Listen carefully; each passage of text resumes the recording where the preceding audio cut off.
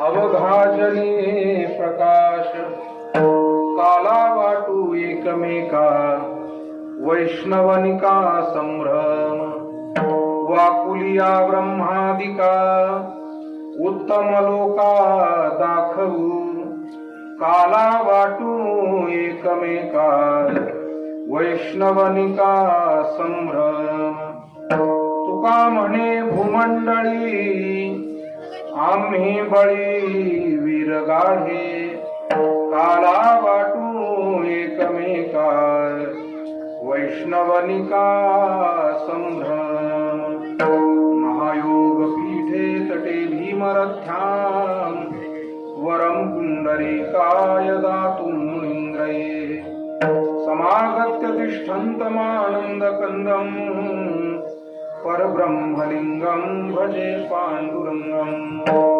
वसुदेवसुतं देवं कंसचाणूरमर्दनं देवकी परमानन्दं कृष्णं वन्दे जगद्गुरुं तपोज्ञानवैराग्यभक्तिस्वरूपं सदालङ्कृतं साधुसन्न्यासयोगं मुखे यस्य वेदान्तशास्त्रार्थनीतिं नमो नारायणगिरिं ब्रह्मस्वरूपं मस्तकहे पायावती मस्तकहे पायावती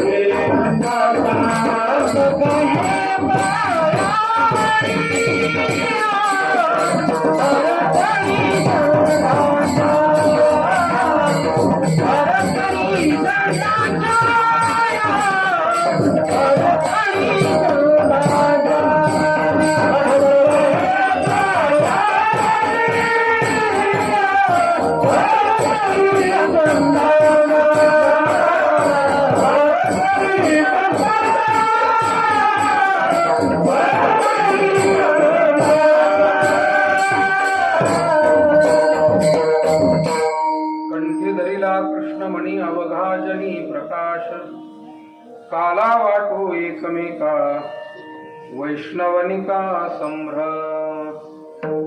संत श्रेष्ठ वैराग्याचे महामेरू जगतवंदनीय जगद्गुरु श्री तुकाराम महाराज यांचा काल्याचं महात्म्य सांगणारा आणि काला ज्या साधकाला प्राप्त होतो त्या साधकाचाही अधिकार सांगणारा हा अभंग आजच्या कीर्तन सेवेसाठी निवडलाय. जगद्गुरु तुकोबाराय म्हणतात की जो कोणी अंतःकरणापासून भगवंताचं नाम आपल्या हृदयात अंतःकरणात धारण करेल त्यालाच काला प्राप्त होऊ शकतो. अज्ञान रूपी अंधकार दूर होऊन तो काल्याच्या प्रसादाचा अधिकारी होऊ शकतो. आणि म्हणून महाराज म्हणतात आम्ही भगवन नाम कंठामध्ये धारण केलं त्यामुळे अवघा जनी प्रकाश म्हणजे तेथ आतील बाहेरील अंधारे गिळोनी घातले.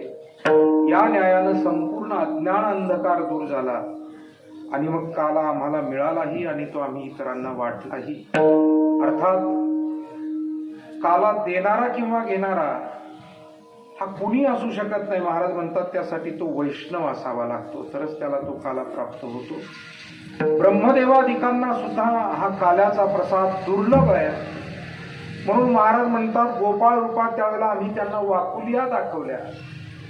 खऱ्या अर्थानं महाराज स्वतःच्याच भाग्याचं वर्णन अभंगाचा समारोप करताना करतात की आम्ही या भूमंडळामध्ये या मृत्यूलोकामध्ये बलवान वीर आहोत कारण हा काल्याचा प्रसाद प्राप्त करून जीवनातील सर्व दुःखावर निराशेवर मात करून आम्ही अत्यंत समाधानपूर्वक हे जीवन व्यतीत केलं. म्हणून तुका म्हणे भूमंडळी आम्ही बळी विरगाढे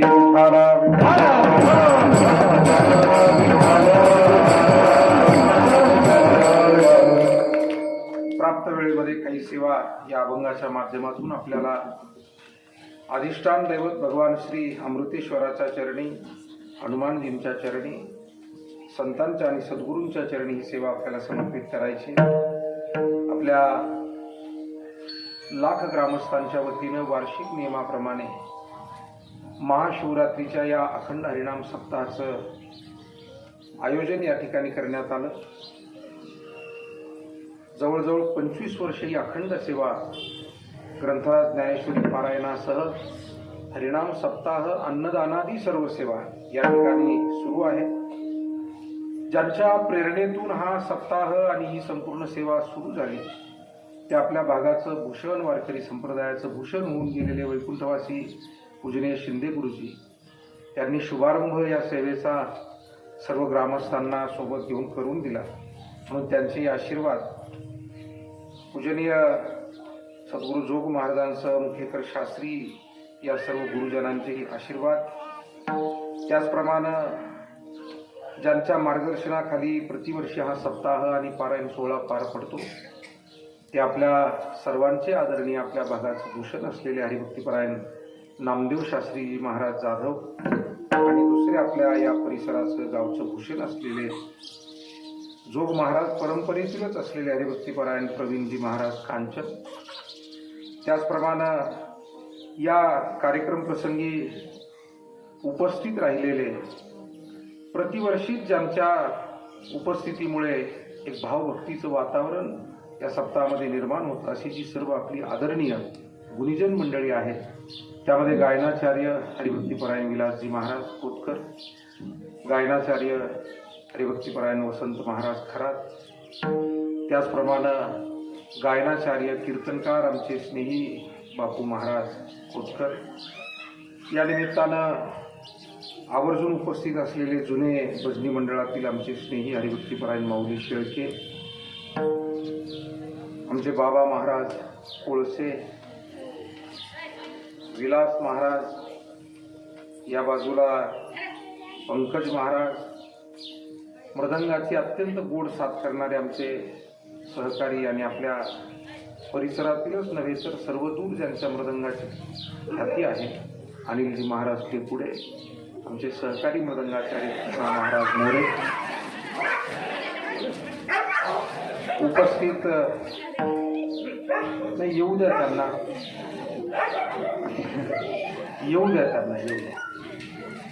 ते काय कोरोनाचा कालखंड असल्यामुळे उद्या परत लोक म्हणतील पुत्र सुद्धा नव्हतं तिथं.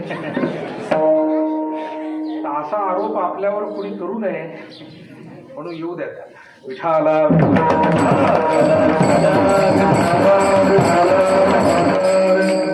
आमच्या महिला भजनी मंडळ, पुरुष भजनी मंडळ, समोर बसलेली सर्व आदरणीय वारकरी संप्रदायातील आपण उपासक मंडळी, वडीलधारी मंडळी, माता भगिनी, विशेष करून या सप्ताहाला पार पाडणारे आमचे समस्त ग्रामस्थ, लाख ग्रामस्थ, अमृतेश्वर भजनी मंडळ, श्रीराम प्रभात फेरी, स्वामी समर्थ महिला भजनी मंडळ, गावातील सर्व मंडळी, सर्व या सप्ताहाला संपन्न करणारे आमचे युवा वर्गातील, सर्व तरुण वर्गातील कार्यकर्ते मंडळी, अतिशय अडचणीचं हे वर्ष असताना सुद्धा आपण हा नित्यनेम पार पाडला, त्याबद्दल सर्वप्रथम आपल्या सर्वांना धन्यवाद दिले पाहिजे. कारण गेली वर्षभर, मागील मार्च महिन्यामध्येच कोरोनाचा प्रभाव आपल्याकडे देशात वाढायला लागला आणि लॉकडाऊन झालं.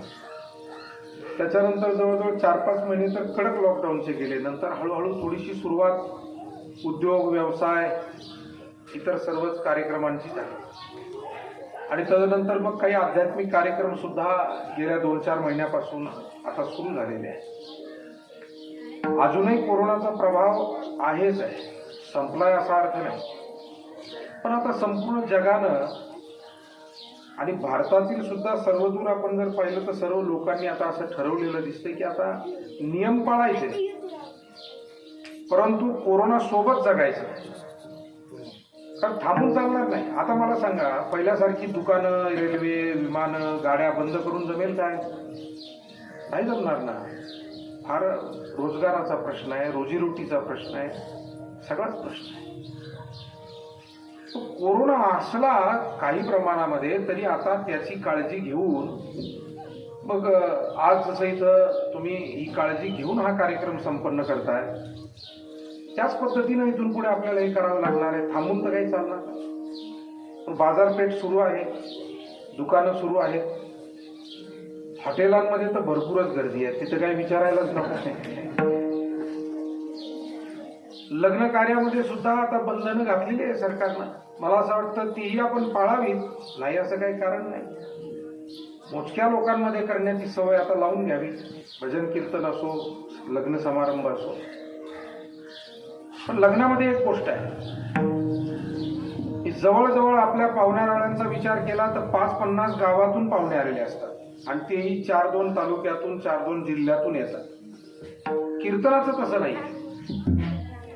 लाख ग्रामस्थ आणि पंचक्रोशीतले ग्रामस्थ म्हणजे एकदम आपल्या शिवालगतची मंडळी असतात. कीर्तनात काय कुणी एकदम ह्या जिल्ह्यातून आला, त्या जिल्ह्यातून आला असं होत नाही. आणि मग कोरोनाच्या प्रसाराची भीती लग्नातही आता तेवढी राहिलेली नाही, परंतु जरी असेल तर त्यापेक्षा कितीतरी कमी प्रमाणात भीती, कमी प्रमाणामध्ये भीती आता कीर्तनात आहे. त्याचं कारण काय? आपलीच माणसं आहे सगळी आणि आपल्याला आपल्या माणसांविषयी माहिती असतं, कोण आजारी आहे, कोण नाही, कोणाच्या घरात कोण आजारी आहे. खेडेगावामध्ये एकमेकांची सगळी माहिती असते आणि माणसंही मग एकमेकांशी सांभाळून वागतात. तेव्हा कीर्तनाचा आणि लग्नाचा विचार केला तर 50 गावातून, 4 तालुक्यातून, 2 जिल्ह्यातून येणारी माणसं कुठं आणि गावातल्या गावात 100-200 माणसं जमणारी माणसं कुठं. म्हणून कीर्तनाच्याच बाबतीत जास्त का घाबरतायत लोक, मला काही कळलेलं नाही. म्हणजे कीर्तनात बसायलाच खरंच घाबरतायत का वर्गणी द्यायला घाबरतायत याचंही कोडं काय उलगडत नाही. मला हे कोडच उलगड आहे ना. मी गेली 2-4 महिने हे कोडं सोडवण्याचा प्रयत्न करतो. प्रश्न आहे, माझा प्रश्न आहे तुम्हाला, लग्नामध्ये जर 50 गावातून आलेल्या लोकांना तुम्ही घाबरत नाही, दिवसभर तिचं तुम्ही एकत्र असता. कीर्तन तर 1.5-2 तासाचं आहे हो. लग्नामध्ये मुख्य पाहुण्यांना तर नवरी वाटा लावल्याशिवाय जाता येत नाही. म्हणजे दिवस आणि आदल्या दिवसाच्या हळदीपासून लोक एकत्र असतात, बसतात, बोलतात, जेवणं, खावणं, गप्पा छप्पा सगळं चालतात. आणि म्हणून मला बोलण्याचा हेतू एवढाच आहे, कोरोना सोबत जर जगायचं आहे तर आपल्याला कशातच कुठे थांबून चालणार नाही. गावोगाव सुद्धा मंडळींनी आता सप्ताह बंद करू नये. मंदिरात इथे जसं आपण या शेडमध्ये इथं पारायण केलं, मंदिरातल्या मंदिरात फार मोठे उत्सव करू नका, हजारो लोक जमून उत्सव करू नका, तो काळ नाही. पण आपल्या गावातल्या गावात आपले नियम बंद पाडू नका. हे सांगण्यामागची कळकळ आपल्याला अशी आहे, आपल्या लाखानं तर तो आदर्श घालून दिलाय. तुम्ही हा नित्यनियम पार पाडला, मी सुरुवातीलाच तुम्हाला धन्यवाद दिले. पण इतर गावोगावी जे काही कार्यक्रम वसंतराव बंद करायचं काय कारण आहे? एवढ्या जुन्या परंपरा तुम्ही सांगता लोकांना अभिमानानं.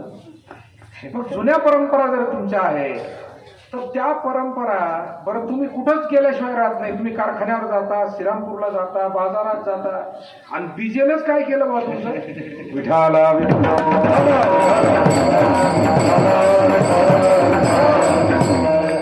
अर्थात वसंतराव आमचे स्नेही आहेत, त्यांना मान्य आहे, गावाला मान्य व्हावं म्हणून जाहीर बोलतो.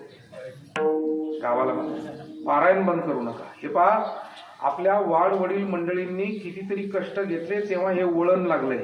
हे वळण फुकट लागलं का? नाही लागलं. जुन्या माणसांनी, आज मी शिंदे गुरुजींचा उल्लेख केला, गावातले अनेक वडीलधारी माणसं त्यावेळेला इथे होती या लाखातली. त्यातले आजही काही आहेत, काही आपल्यातून गेले असतील. पण पिढ्यानपिढ्या लोकांनी हा देवधर्म जपला आणि म्हणून आज आपल्याला एक चांगलं वातावरण गावोगाव जे भजन कीर्तन सप्ताहाचं पाहायला मिळतं. तुकाराम महाराज म्हणतात ना, माझ्या वडिलांची निराशा देवा, तुझी चरण सेवा पांडुरंगा, उपवास पारणे राखिला दारवंटा, केला भोगवटा आम्हाला. महाराजांचे शब्द ध्यानात घेण्यासारखे. जसं जुनी माणसं प्रपंचातली म्हणत असतात, बाबा रे पोटाला चिमटा घेऊन आम्ही प्रपंच केला, तसंच तुकाराम महाराज बोलतात, उपवास पारणे राखिला दारवंटा. महाराज समाजाला सांगतात, जनता जनार्दनाला सांगतात की बाबांनो, अरे आम्ही फार कष्ट घेतले, लोकांना बळजबरी हरिहरी तुम्ही म्हणा रे सकळ असं वळण लावलं, कामामध्ये काम काही म्हणा राम राम असं लोकांना परमार्थ संसारात शिकवला. आणि हे वळण कैक पिढ्यानंतर आता लागलंय. आणि आपण जर असं एकदम काही कारण नसताना, काही कारण नाही, महाराष्ट्रभर आणि भारतभर सगळे कार्यक्रम चालू, फार मोजक्या भागामध्येच हा प्रवाह सुरू झालाय. आपण जर वेगवेगळ्या जिल्ह्यांच्या बातम्या पाहिल्यात, आता तुमच्याकडे सोशल मीडिया आहे, त्याच्यातून बातम्या येतात, दणकून कार्यक्रम चालू आहे. 2-2, 4-4 हजार लोक जमत आहेत, पारायण होत आहेत. महाराज आपल्याला महाराष्ट्रभरातली माहिती आहे सगळी. बरं, शहरांमध्ये सुद्धा कार्यक्रम चालू आहे. काल आमचे एक महाराज होते, त्यांना विचारलं कुठे आहे? म्हणे औरंगाबाद मध्ये आहे. आणि आमचे लोक म्हणते औरंगाबाद बंद झालं. अरे डोंबल्याचं बंद. या सगळ्या एक समाजावर नियंत्रण राहावं म्हणून प्रतिकात्मक लॉकडाऊन जाहीर केलंय, बाकी बंद काय नाही. काल तिथं कीर्तन चालू होतं. मागच्या 15 आठवड्यात आम्ही मंडळी पुण्याला जाऊन आलो. पुणे शहरात सदाशिव पेठेत कीर्तन केलं. कुठं? पुण्याच्या पोटात मध्यभागी. कुठं बंद आहे? आणि म्हणून आपल्याला हा चुकीचा प्रचार करून हे करणं थांबवावं लागेल. हे काय झालंय, ज्याला आवड नाही ते गावोगाव हा चुकीचा प्रचार सुरू झालेला आहे. आणि हा चुकीचा प्रचार हे षडयंत्र आहे. मला भाविक लोकांना सांगायचंय, जे लोक धर्म मानतात, देवधर्माला भजतात, पूजतात, तुम्हाला सांगायचंय, तुम्ही या षडयंत्राला बळी पडू नका. हे नास्तिक लोकांनी चालवलेलं षडयंत्र आहे. मुद्दा म्हणून तुमची भजनं बंद पडली पाहिजे, तुमची पारायणं बंद पडली पाहिजे, तुमचा देवधर्म बंद पडला पाहिजे. गावातले 4 कार्यकर्ते याच्यात धावपळ करतात, त्यांचं हाणून पाडलं पाहिजे. आणि म्हणून या सगळ्यांना उत्तर आमच्या लाखाच्या ग्रामस्थांनी दिलं. याला एकदा टाळ्या वाजवून अभिनंदन. या काळामध्ये सुद्धा आपला नियम आपण का बंद पाडायचा? पुढारी मंडळी त्यांच्या सभा बंद करत नाही, पार्ट्या करणारे त्यांच्या पार्ट्या बंद करत नाही. आणि पारायण करणाऱ्यांनीच काय केलं बा या जगाचं एवढं वाईट? पारायण करणारातून कोरोना कसा पोहोचतो? मोदी सभा घेतात बंगालला, 10 लाख लोक जमतात, पण तिथं कुठं गेला कोरोना? त्या ममताबाई सभा घेतात बॅनर्जी, तिथं कुठं गेला कोरोना? 2-3 कुंभमेळ्याची तयारी चालू आहे, हजारो लोक तिथं जमलेले आहेत, तिथं कुठं गेला कोरोना? आपल्याकडे आला कुठून कोरोना? विठाला विठाला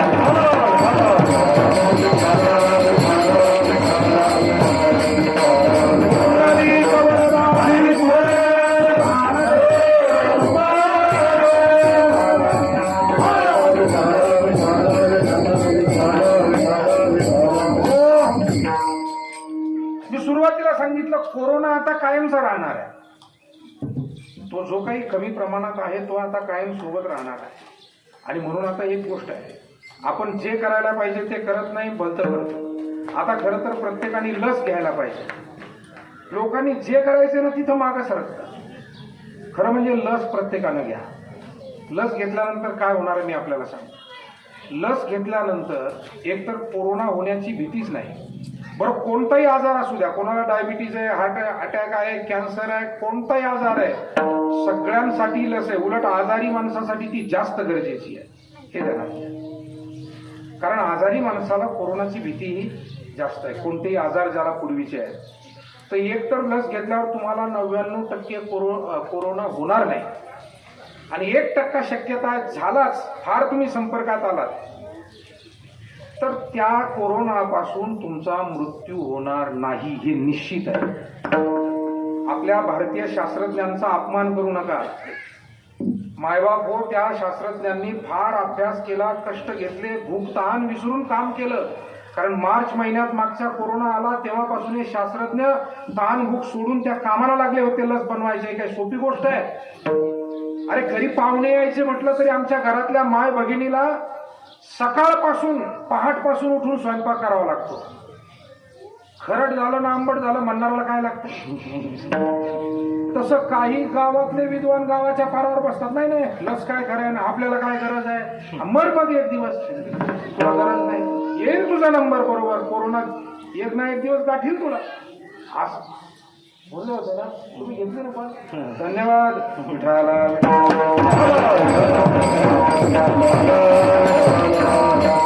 मी दररोजचं हे प्रबोधन सध्या सुरू केलेलं आहे. बोलण्याचा हेतू एवढाच आहे की लोकांचे जे गैरसमज चाललेले आहेत. बरं, काय अभ्यास आहे या बोलणाऱ्यांचा? विज्ञानातलं शिक्षण आहे. लस तयार कुठे केली, कोणत्या घटकापासून केली याचा यांच्याकडे डिटेल आहे. लस तयार करायला किती लोक होते याचे यांना माहिती आहे. किती लोकांवर प्रयोग केले याचे यांना माहिती आहे. काहीच नाही. हे लिंबाखालचे वकील आहेत सगळे, मोकार लोक आहेत. यांचा ऐकू नका. काय अभ्यास आहे यांचा? हे काय विज्ञानाचे प्राध्यापक आहेत काय हे बडबड करणारे? तेव्हा हे लोक असंच उभे आपल्याकडे लोकांना भरपूर वेळ असतो, कशावर हे बडबड करतात. ज्ञानोबाराय म्हणतात, अनंत वाचाळ बरळती बरळ. हे वाचाळ लोक असतात. हे स्वतः काही चांगलं करत नाही, दुसऱ्याच्या बुद्धीत भेद घातल्याशिवाय राहत नाही. अशा लोकांचं ऐकू नका. महाराष्ट्रातील तमाम जनतेला विनंती आहे, आपल्या शास्त्रज्ञांचा आणि आपल्या देशातील डॉक्टरांचा अपमान करू नका. फार कष्टानं अभ्यासानं त्यांनी लस बनवली. जगात आपल्याला बहुमान मिळाला की जगात सर्वात चांगली लस आणि सर्वात अगोदरची लस आपल्याकडे तयार झाली. लस घ्या, सगळेजण घ्या. गावोगाव आता ज्यांचा सध्या ज्येष्ठांचा नंबर चालू आहे, जे आजारी असतील त्यांचा नंबर चालू आहे. गैरसमज त्याच्यातले काढून टाका. कारण पुन्हा जर कोरोनाची मोठी लाट यायची नसेल तर प्रत्येकानं लस घेतली तरच कोरोनाची लाट थांबेल. त्याला दुसरा मार्ग नाही आहे. ध्यानात, मोठी लाट पुन्हा टाळायची त्याला लस घेणं हाच उपाय आहे. आणि लस घेतली, लाट टळली तर हे सगळं सुरू राहील. आणि पुन्हा लॉकडाऊन होणं हे काही परवडणारं आहे का? नाही ना. किती हाल झाले. शेतकऱ्यांचा माल विकला गेला नाही. टरबुजाचं ट्रॅक्टर मागच्या वर्षी आपण पाहायचो फेकून द्यावे लागले. 10 रुपये 5 रुपये बळजबरी विकावे लागले. द्राक्ष इम्पोर्टेड अशा क्वालिटीचे द्राक्ष आपल्याच भागात येऊन ती नाशिकची मंडळी विकत होती. 100 रुपयाला खोकं 5 किलोचं. बरोबर आहे ना भाऊ? 100 रुपयाला एक खोकं मिळेल. किती तोटा झाला शेतकऱ्यांना, व्यापाऱ्यांना किती झाला, कष्टकऱ्यांना किती झाला, उद्योजकांना किती झाला. मोठमोठे उद्योगपती आज त्यांच्यावरती फार मोठी कठीण वेळ आलेली आहे. कंपन्या बंद करण्याची वेळ आली. असलेलं कर्ज कसं भरायचं त्याची वेळ आली.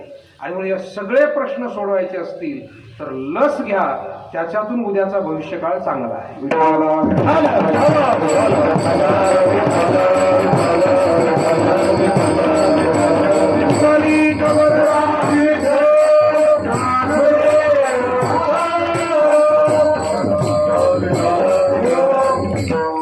अनेकांनी लस घ्यायला सुरुवात केली. मी अभिनंदन करतो ज्यांनी ज्यांनी घेतली, जे आता घ्यायला जाणार आहेत आणि ज्यांना थोडीफार भीती काय नाहीये. आम्ही घेतली बऱ्याच जणांनी, 5-6 दिवसापूर्वी घेतली. काय नाही भीती. आपलं साधं इंजेक्शन तरी थोडं टोचतं, हे तर टोचतही नाही. पण लस घेतली म्हणजे नंतर 1-2 दिवस थोडंसं तिथे दुखतं. आता थोडं दुखतंय ना, 1-2 दिवस थोडी कणकण येते ना, पण त्या कोरोनापेक्षा बरी ना.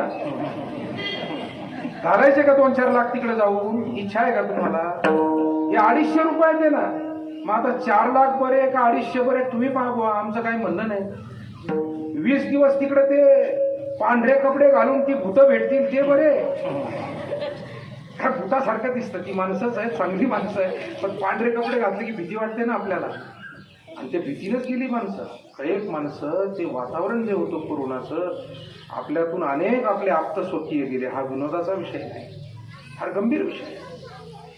कोरोनाचा प्रभाव होताच, परंतु त्याची भीती पण फार मोठी होती. आणि या सगळ्यातून जर आपल्याला बाहेर पडायचं असेल, एक तर त्याची भीती काढून टाका, आणि त्याचे जे उपाय आहेत, मास्क लावणं, सॅनिटायझर वापरणं, बाहेरून आले की हातपाय धुणं. माणसं हे करत नाही. आता आम्ही रोज लोकात फिरतो, आम्ही हे करतो, हातपाय धुतो, सॅनिटायझर वापरतो. लोक फक्त कोरोनाची चर्चा करतात आणि काहीच करत नाही. पुन्हा बाजारात गेले का खाऊ बिगर हात धुतल्याच खातात, हाणतात, खात नाही हाणतात,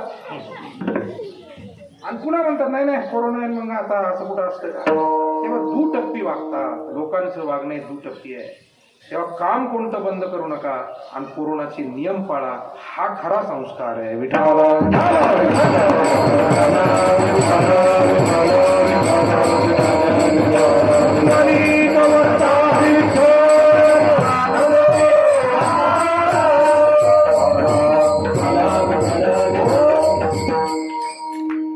खरं म्हणजे महाशिवरात्रीचा उत्सव झालाय, तिथे सुद्धा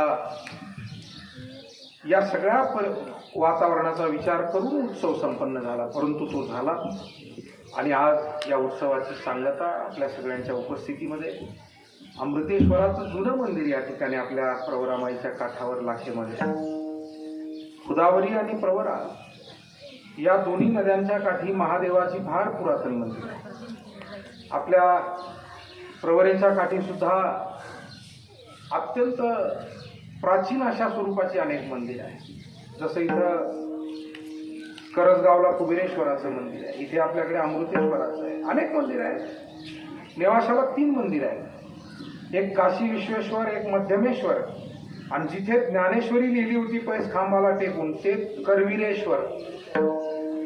आता ते बघणं झालं, फारच जुनं होतं म्हणून तेवढा खांब तो राहिलेला आहे, पण तो खांब त्या महादेवाच्या मंदिराचा आहे की ज्या महादेवाच्या मंदिरात बसून ज्ञानेश्वर माऊलींनी ज्ञानेश्वरी आम्हाला सांगितली. तेव्हा ते करवीरेश्वर महादेव. काशी विश्वेश्वर आहे ते गावात आहे जुन्या कोर्टाजवळ, आणि मध्यमेश्वर गावाच्या खालच्या बाजूला आहे, तिथे दहावे वगैरे होतात नेवासाठी. अशी अनेक मंदिरं प्रवरेच्या काठी, गोदावरीच्या काठी. परंतु या सगळ्या मंदिरांचा एक मोठा विशेष अनुभव भाविकांना आहे, कारण या सगळ्या मंदिरांची स्थापना शास्त्रोक्त रीतीने झालेली आहे. याची पूजा अर्चा सुद्धा पिढ्यानपिढ्या आपली वाडवडील मंडळी करत आलेली आहे. कैक पिढ्या गेल्या, शेकडो वर्ष गेली, परंतु ही सेवा सुरू आहे. आणि या आपल्या अमृतेश्वराची सेवा सुद्धा अशीच पिढ्यानपिढ्या ग्रामस्थांनी, पुजाऱ्यांनी, सगळ्यांनी मिळून जपलेली आहे. आणि हा उत्सव सुद्धा त्याला अनुसरून होतो. खरं म्हणजे मला या वर्षीचा एक अनुभव आपल्याला जाणीवपूर्वक सांगितला पाहिजे. ज्या वेळेला आमची सगळी ही तरुण कार्यकर्ती मंडळी, आमची सगळी आदरणीय स्नेही मंडळी भेटायला आली, पण एक अडचण झाली होती, कारण या लॉकडाऊनमुळे सबसे बंद होत होते. एक म्हटलं बहुतेक लाखेचाही बंद आहे की काय, निरोप आला नाही. आणि तेवढ्यात आंबीची मंडळी आली आणि मलाही गडबडीत, कारण त्या डाळ्या पाण्याची सवय राहिली नाही वर्षभरापासून. तो शिवरात्रीचाच काल आहे का काय हेही ध्यानात आलं नाही. त्यांनी तारीख मागितली, 12/3 मोकळी का, पाहिलं 12/3 मोकळी, आणि ते पुढच्या पानावर होतं, उलटलेल्या पानावर, शिवरात्र मागच्या पानावर, ते लक्षात नाही आलं, देऊन टाकली त्यांना. आता ही आपली सगळी मंडळी आली, मग आमची चर्चा झाली, त्यांना प्रेमानं सांगितलं आता ही अडचण झाली, पण आपण थोडीतरी वडीलधाऱ्या मंडळी एखाद्या महात्म्यांचे कीर्तन एवढ्या वर्षी घेऊ. आणि तसं आम्ही सगळ्यांनी, त्यांनी प्रयत्न केले, मीही केले. आणि शेवगाव तालुक्यातले एक अत्यंत आदरणीय व्यक्तिमत्व आमचे हरिभक्तीपरायण अंचवलेजी दिनकरजी महाराज अंचवले यांची सेवा घेतली. जो 80 वर्षाचं त्यांचं वय आहे. ठीक आहे, यावर्षी या कार्यक्रमात आता या धावपळीमुळे ते येऊ शकले नाही, पण माझी कार्यकर्त्यांना विनंती राहील की पुन्हा काही निमित्त करून महाराजांना एकदा घेऊन या, त्यांची राहिलेली कीर्तन सेवा पार पाडा. आपण त्यांची शिवरात्र गुंतलेली होती, येतील पुन्हा काही निमित्ताने परत येतील. तर अंचवले महाराजांची सेवा आज होणार होती, पण मग या सगळ्या धावपळीमुळे ती होऊ शकली नाही. आंबीचाही कार्यक्रम कॅन्सल झाला, मी निवांत होतो, आणि तेवढ्यात परत फोन आपल्या सगळ्या मंडळींचा आला, कार्यकर्त्यांचा. म्हणाले असं असं आहे, छोटे खाणी करायचे, मग काल्याला जमेल का? म्हटलं जमेल. मला अमृतेश्वराचा हा एक चमत्कार सांगायचा आहे की गेली अनेक वर्ष तुम्ही सगळ्यांनी प्रेमाने मला इथे उभं केलं, कीर्तन करायला लावलं. यावेळेला माझ्याकडूनही चुकलं होतं, म्हणा कार्यकर्त्यांकडूनही चुकलं होतं, दोघांची चूक झाली होती. मी चुकून तारीख दिली, कार्यकर्त्यांनी उशीर केला, पण आमच्या दोघांची चूक अमृतेश्वरांनी भरून काढली आणि त्यांनी परत उभं केलं. मला असं वाटतं ही जी परमेश्वराची शक्ती असते ना, ही शक्ती सुद्धा फार मोठी असते, आणि म्हणून या अमृतेश्वराची ही कृपा आपल्या सगळ्यांवरती आहे. हे पुरातन मंदिर आहे, या मंदिराचा अनेक प्रकारचा अनुभव अनेकांना आला.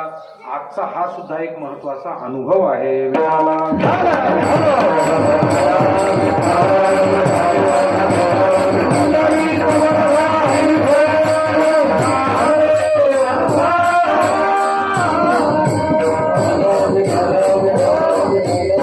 वारकरी संप्रदायामध्ये भगवान शंकर आणि भगवान विष्णू हे दोन्हीही दैवत सारखेच पूज्य मानले जातात.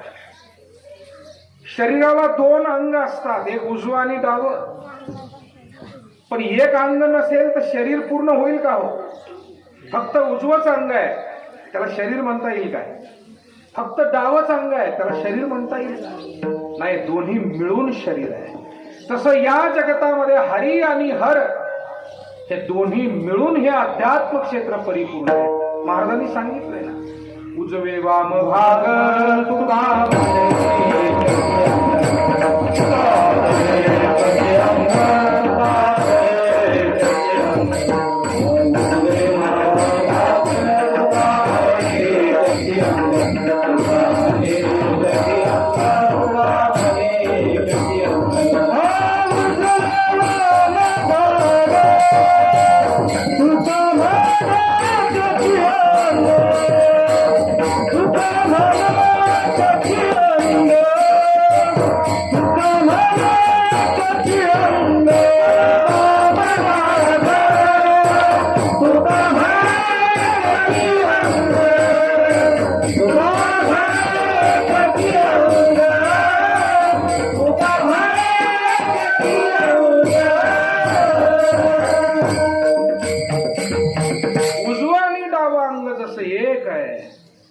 साखर आणि त्याची गोडी जशी एक आहे, तसं महाराज म्हणतात हरिहरा भेद नाही करू नये वाद, एक एकाचे हृदयी गोडी साखरेच्या ठाई. आणि म्हणून वारकरी संप्रदायात एकादशी व्रत जसं सांगितलं जातं तसं सोमवारचे व्रत, एकादशी व्रत सोमवार न करीती कोण त्यांची गती होईल नेनो. आणि म्हणूनच आपण सगळी वारकरी मंडळी भगवान शंकराचेही उपासक आहोत, पांडुरंगाचे जेवढे आपण उपासक आहोत. आणि खरं तर सर्व दैवत ही एकाच दैवताची रूप आहे या भावनेनं समबुद्धीनं आपण भजतो. हे अज्ञान असू नये की मी या देवाचा भक्त आहे म्हणून तो देव लहान आहे, असं अज्ञान असू नये. असं आपल्यासारख्या शहाण्या माणसांमध्ये नसतं, पण कुठे असेल तर ते असू नये, कारण सर्व दैवत ही एकाच दैवताची वेगवेगळी रूप आहे. देवी काय देव काय, देवो देवी मीची पाही, हाही निश्चय जासी नाही, भाव ते ठाई वेगळाला धरी. आज्ञ भक्ताचा विचार मांडताना माऊली असं म्हणाले, भगवान श्रीकृष्णाच्या मुखातील हे शब्द माऊलींनी सांगितले. भगवान श्रीकृष्ण म्हणतात, हे अर्जुना, अरे यार लोकांना कधी कधी कळत नाही, देव आणि देवी एकच आहे ना, पण भाव ते ठाई वेगळाला धरती. देवाला वेगळं म्हणतात, देवीला वेगळं म्हणतात. तुम्ही म्हणाल वेगळं कसं काय म्हणतात? बरोबर आहे ना. त्याचं कारण पांडुरंगाचं मंदिर आहे आणि एखाद्या देवीचं मंदिर आहे. आता आपल्याकडे नाही, पण काही गावांमध्ये असतं. पांडुरंगाला नैवेद्य जर दाखवायचा तर तो पुरणपोळीचा, आणि देवीला 4 पायाचा, 2 पायाचा, 4 पायाचा. आता मला सांगा, देवन देवी जर एकच आहे, खुद्द भगवंताच्या मुखातले शब्द आहेत, देवो देवी मीची पाही असं देव म्हणाले. मग जर पांडुरंग आणि देवी एकच आहे, भैरवनाथ आणि महादेव एकच आहे, मग महादेवाला जर बेलपत्र चालतं, साधा नैवेद्य चालतो, तर भैरवनाथाला दुसरं कसं काय चालेल? दोघं जर एक आहे, दुसरं कसं काय चालेल? बघ, दुसरं चालणारच नाही ना. मग हे भेद पाडले कुणी? हे अज्ञानानं पडले. तुमच्या आमच्या मनात कधी काळी काही अज्ञान आलं, आणि त्या अज्ञानातून काही चाली रीती रूढी परंपरा रूढ झाल्या. त्या पूर्वीच्या नव्हत्याच मुळे, परंतु कोणाच्या तरी मनात आलं ती परंपरा, आणि तसंच काही लोक. पण एक चांगलं झालं, बदलत्या काळानुसार पुन्हा लोकांनी त्या प्रथेचं पुनरावलोकन केलं. अनेक ठिकाणी अशा प्रथा बंद झाल्या. बऱ्याच ठिकाणी, अगदी मोठमोठी ठिकाणं आपल्याला, नेवाशाच्या जवळ बहिरवाडी आहे, आदरणीय भास्करगिरीजी महाराजांच्या मार्गदर्शनातून केवढं मोठं त्या ठिकाणी ते सगळं चालायचं, पण ते सर्व बंद झालं. इकडे डिग्रस मालुंजाला सद्गुरू नारायणगिरीजी महाराजांच्या मार्गदर्शनामुळे, सहवासामुळे त्या मंडळींनी सुद्धा संपूर्णतः महाराष्ट्रभर आमच्या सगळ्या साधू संतांनी गावोगावी, खेडोपाडी, मोठमोठ्या ठिकाणी अनेक बदल घडून आणले. अनेक ठिकाणी बदल व्हायचे अजूनही बाकी आहेत, पण ते झाले पाहिजे. सांगण्याचा भाव असा आहे, देव आणि देवी वेगळी नाही. तसं महादेव आणि पांडुरंग, राम, कृष्ण इत्यादी सर्व दैवत एकोहम बहुस्या. उपनिषदानं सांगितलं एकच तत्व आहे, पण बहुस्या, ते बहुविध रूपात प्रकट झालेलं आहे. आणि म्हणून आमचा भगवंत हा अनेक रूपात, खर तर जगात अनेक धर्मामध्ये एकच देव सांगितला जातो. हिंदू धर्मामध्ये मात्र दैवताचं स्वरूप सांगताना, अनुभव सांगताना संत म्हणतात की आम्ही त्याला एका रूपात नाही तर अनेक रूपात पाहिले. अनंत रूपे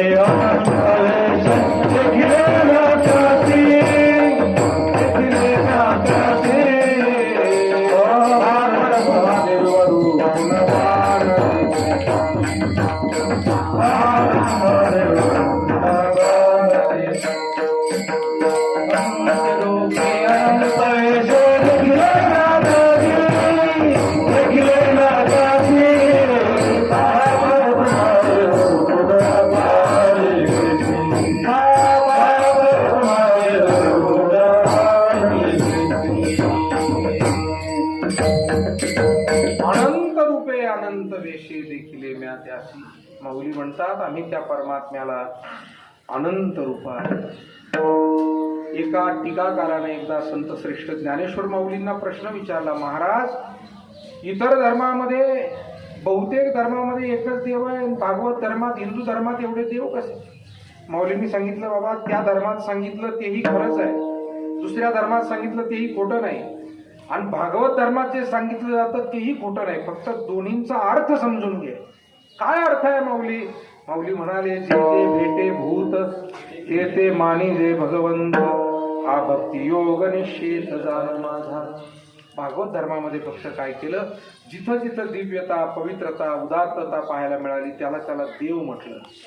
म्हणून इथे देव जास्त आहे असं वाटतंय, बाकी देव एकच आहे. पण आईमध्ये देव पाहिला, गाईमध्ये देव पाहिला, नदीमध्ये देव पाहिला, झाडामध्ये देव पाहिला, भूमीमध्ये देव पाहिला, सूर्यामध्ये, चंद्रामध्ये देव पाहिला. या सर्वांना देव मानण्याची परंपरा. मग अशा पद्धतीनं आणि बहुविध प्रकारात तो देव. इतकंच नाही तर माणसामध्ये, जीवाजीवांमध्ये आणि जड चेतनामध्ये सर्वत्र ठिकाणीच तो देव पाहण्याची सर्वाभूती पाहे. एक वासुदेव कुसोनिया ठाव अहमतेचा. जगद्गुरु तुकाराम महाराज पंढरीची वारी करायचे. काही तत्वज्ञानी मंडळींनी जाणीवपूर्वक हटकून प्रश्न विचारला. म्हणाले, का हो तुकाराम महाराज, तुम्ही तर अभंगातून तत्वज्ञान सांगता, आणि मग तुम्ही पांडुरंगाच्या दर्शनाला पंढरीला जाता, मग तुम्हाला असं म्हणायचंय का पांडुरंग फक्त पंढरपुरातच आहे? ज्या अर्थी तुम्ही तिथं जाता त्या अर्थी पांडुरंग फक्त पंढरीतच आहे का? महाराज म्हणाले, पंढरीत का जावं लागतं त्याचं कारण आहे म्हणाले. त्याचं कारण असं आहे की जसं आपल्याला विद्युत असते पहा, ही वीज असते, वीज ती सर्वत्र त्या तारेमध्ये विस्तारलेली असते, पण ती वीज गेली की नाही ना आली की नाही पाहण्यासाठी कुठंतरी स्विच लागतो, बल्ब लागतो. त्याच्याशिवाय गेली का आली हे कळतं का?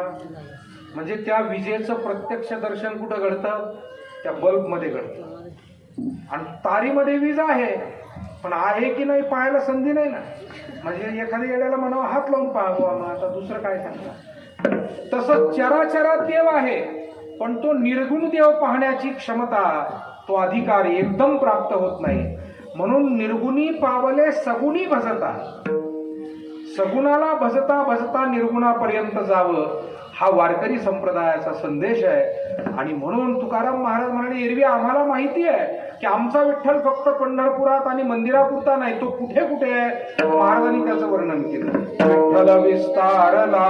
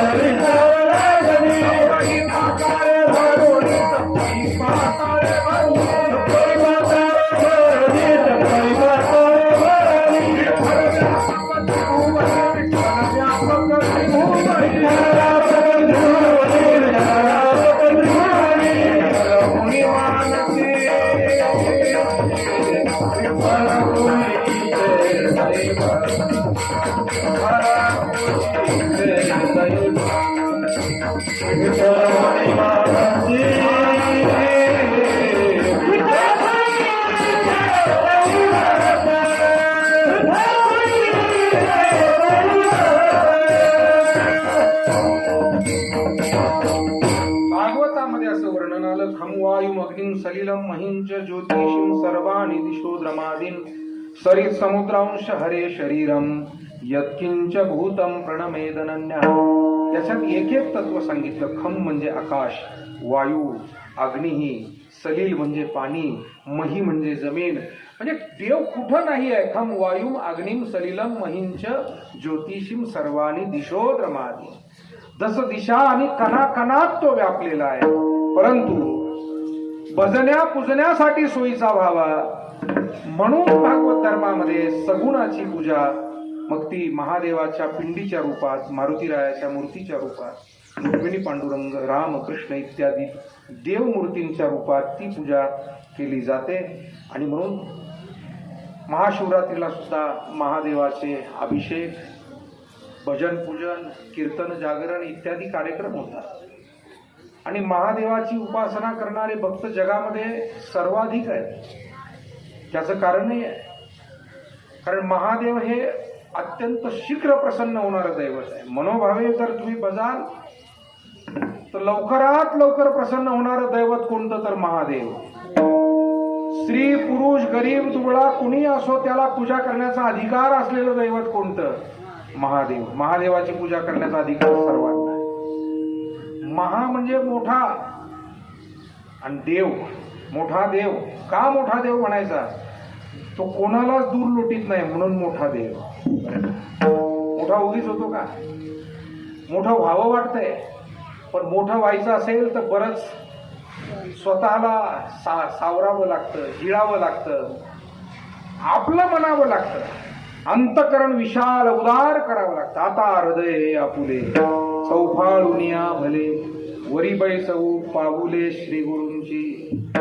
आध्यात्मिक साधकानं आपलं हृदय विशाल करावं असा संदेश माऊलींनी दिला. ती गुरुसेवा, ईश्वर सेवा, समाजसेवा जे काही करायचं असेल त्याच्यासाठी हृदय हे मोठं ठेवा. हृदय मोठं म्हणजे काय?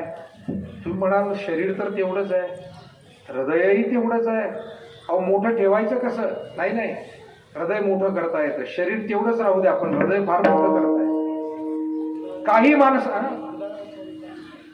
हा उदार चरितानाम वसुधैव कुटुंबकम. वसुधा एव कुटुंबकम. वसुधा म्हणजे पृथ्वी.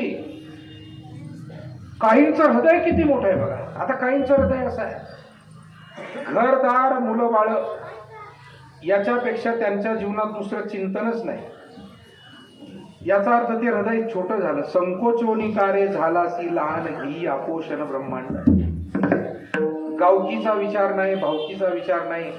पण चांगली माणसं आपल्यासारखी आहेत, जे मान्य करतात की आपण जे काही करतो आपला प्रपंच लहान असेल किंवा मोठा असेल, पण आपल्या प्रपंचाच्या कमाईमध्ये देवाचा वाटा आहे, गरिबाचा वाटा आहे, मुक्या प्राण्यांचा वाटा आहे, गरजूचा वाटा आहे. आणि आम्ही पाहतो की अशी कितीतरी चांगली कुटुंब, माणसं, स्त्री पुरुष आपल्यासारखे आहेत, जे अडी अडचणीत सुद्धा आपला दान धर्म देवधर्म करतच राहतात. आपल्या अडचणी चालू राहतील, पण अमृतेश्वराची शिवरात्री आहे, थोडंसं आपण काहीतरी दिलं पाहिजे. ज्ञानेश्वरीचं पारायण आहे, आपली जबाबदारी आपल्या वाडवडिलाची, थोडंसं काही आपण केलं पाहिजे. पंढरीची वारी आहे, थोडा वेळ काढून गेलं पाहिजे. थोडा खर्च झाला चालेल, पण वारी करून आलं पाहिजे. याचा अर्थ असा आहे की आपल्या प्रपंचामध्ये हा देवाधर्माचा हिस्सा आहे, वाटा आहे असं म्हणून थोडा व्यापक विचार करणारे काही लोक आहेत. बाकी काही फक्त प्रपंचासाठी प्रपंच, बाकी त्याच्या बाहेर काहीच करायचं नाही असं काहींनी ठरवलेलंच असते जणू. आणि म्हणून लहान हृदय, घर मोठं असणं वेगळं आणि हृदय मोठं असणं वेगळं. कधी कधी 10 बाय 10च्या पदऱ्यात राहणारा माणूस पण हृदय फार मोठं असतं. तुमच्यासारखे 5-25 माणसं एकदम दिसतात, कुठेतरी रस्त्याला चालले, तो म्हणतो या चहा घेऊन जा. आता बसायला जागा नाही एवढ्या लोकांना, पण माणसाचं मन मोठं आहे, ध्यानात घ्या.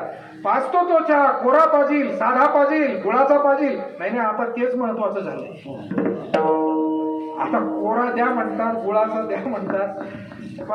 ही पृथ्वी गोल आहे म्हणतात, फिरून माणसाला परत तिथे यावं लागतं.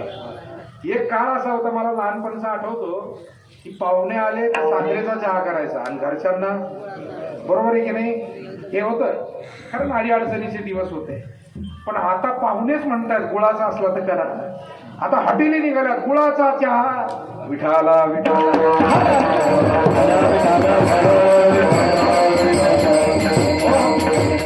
6 बाय 10च्या पत्र्यात राहणारा एखादा माणुसकीचा माणूस आहे, तो म्हणतो या चहा घेऊन या. भोंगडं टाकतो बसायला, इकडून दाबून दुबून ती माणसं कशी तरी बसवायची, चहा द्यायचा. आणि म्हणून घर लहान किंवा मोठं याच्यावरती हृदय ठरत नाही. माणसाचं मन मोठं असलं पाहिजे, हृदय मोठं असलं पाहिजे. आणि जी हृदयानं मोठी माणसं असतात तीच माणसं या जगामध्ये कायमस्वरूपी ध्यानात राहतात.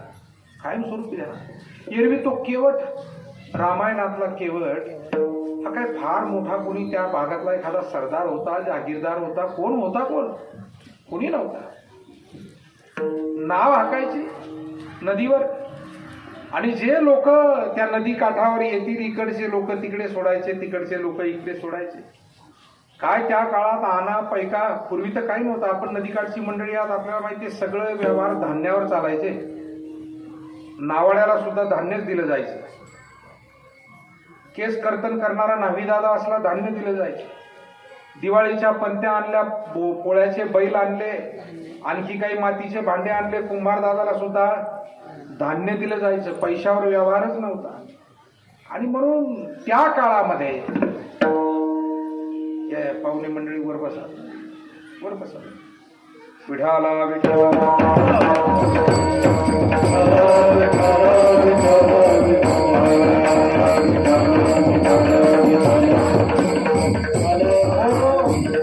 नांदूर खंडाळ्याचे पाहुणे आहेत दोघंही पण ना. आता घोरपडे पाटील काय सांगण्याचा भाग असा आहे, केवटाला जेव्हा रामप्रभूचं दर्शन झालं, भेट झाली, रामप्रभूला त्याचा सेवाभाव मोठा आवडला. माणूस साधा आहे, लहान आहे, पण आनंद झाला. कारण आज साक्षात प्रभू रामचंद्राला नावेतून बसून पलीकडे न्यायचंय. केवट म्हणला असा योग जीवनात येणार नाही. पुन्हा 100 जन्म मिळाले तरी हा योग येणार नाही. ज्यांना जीवनातले काही योग असतात आणि ते योग आपण सांभाळायचे असतात, आनंद घ्यायचा असतो त्याचा. गुरु भेट, वडीलधाऱ्यांची भेट, जीवनात पूजेचा प्रसंग, पारायणाचा प्रसंग, देवदर्शनाचा प्रसंग, संत भेटीचा प्रसंग, तीर्थयात्रेचा, असे दुर्मिळ योग असतात. काही ते डावलायचे नसतात. आणि म्हणून केवटानं फारच मनोभावे सेवा रामप्रभूची केली. आणि रामप्रभूला मात्र एक विनंती केली, प्रभू दर्शन झालं, कृतकृत्य झालं. कदाचित आमच्या सारख्या वनात राहणाऱ्या सामान्यासाठीच तुम्ही हा वनवास पत्करला. एरवी तुम्हाला कशाचा वनवास, पण आमच्यासाठी तुम्ही आलात. पण एक काम करू द्या, मला आज तुमची पाद्यपूजा करायची, पाय धुवायचे. एकतर पाद्यपूजा हा हिंदू धर्मातला एक महत्वाचा सेवा भाग आहे, उपासनेचा भाग आहे. आपल्या भागवत धर्मामध्ये चरणाची पूजा आणि चरणाचं दर्शन म्हणजे स्वरूपाचं दर्शन मानले आहे. पांडुरंगाच्या चरणात त्याचं स्वरूप आहे असं मानलेलं आहे. मानसपूजा सुद्धा चरणाकडून सुरू होते. मानसपूजा म्हणजे काय, ध्यान लावून पांडुरंगाची आपण पूजा करतोय, महादेवाची, दत्ताची, आपलं जे दैवत असेल, रामकृष्ण इत्यादी. पण डोळे लावावे, पहिल्या प्रथम डोळे लावल्यावर जर देवाचं ध्यान करायचंय तर पहिलं ध्यान आपलं कुठं गेलं पाहिजे, तर पायावर. तिथून मानसपूजा सुरू होते. ध्यानात त्याला मानसपूजा म्हणतात. एकदम देवाच्या मुखाकडे पाहिजे. आपल्यापेक्षा जी वडीलधारी माणसं असतात त्यांच्या पहिल्या भेटीत सुद्धा एकदम नजरेला नजर लावायची नाही. आता या सगळ्या सूक्ष्म गोष्टी आहे, आदराच्या गोष्टी आहे. पूर्वी हे स्वाभाविक संस्कारच होते. आणि म्हणून त्या केवटानं विनंती केली, प्रभू तुमची पाद्यपूजा करू द्या. पाद्यपूजा करून एकतर भगवंताचं आशीर्वाद घ्यायचे हाही हेतू. पण चालता चालता त्या केवटानं सुद्धा विनोद केला. म्हणाले, देवा पाद्यपूजा एवढ्यासाठी करायची आहे, मी ऐकलेलं आहे देवा तुमच्या बाबतीत. रामप्रभूला केवट म्हणतोय, ऐकलंय तुमच्या बाबतीत. काय ऐकलं? म्हणाले, तुमच्या पायाच्या स्पर्शानं एका दगडाची स्त्री झाली. शिळा होती मनुष्य तुझे चरणाचे चाली. शिळा होती अहिल्या, ती शापानं शिळा झाली होती. आणि तुमच्या चरणानं पुन्हा एकदा तिचा उद्धार झाला. मग तुमच्या पायानं दगडाची स्त्री होते, माझ्या नावेला जर ते पाय लागले आणि ह्या नावेची जर स्त्री झाली तर माझ्या रोजीरोटीचा प्रश्न तयार होईल. पुन्हा दुसरा प्रश्न असा अवघड होईल, एक सांभाळता येईना, दुसरी कुठून सांभाळू, हाही एक प्रश्न तयार होईल. तेव्हा देवा तुमचे पाय धुतल्याशिवाय मी तुम्हाला नावेत विनोद केला. शेवटी भगवान सुद्धा त्याच्या विनोदाला दाद देत आहे. म्हणाले, ठीक आहे. केवळ पाय धुतले आणि मी प्रभूला नावेत बसवलं. तो सारखा त्याच्या डोळ्यातून आनंदाचे अश्रू वाहत होते. कारण त्याला माहिती होतं, बहुनाम जन्मना म्हणते ज्ञानवान माम प्रपद्यते. फार जन्माच्या अंती एखाद्या साधकाला प्रभू भेट होते.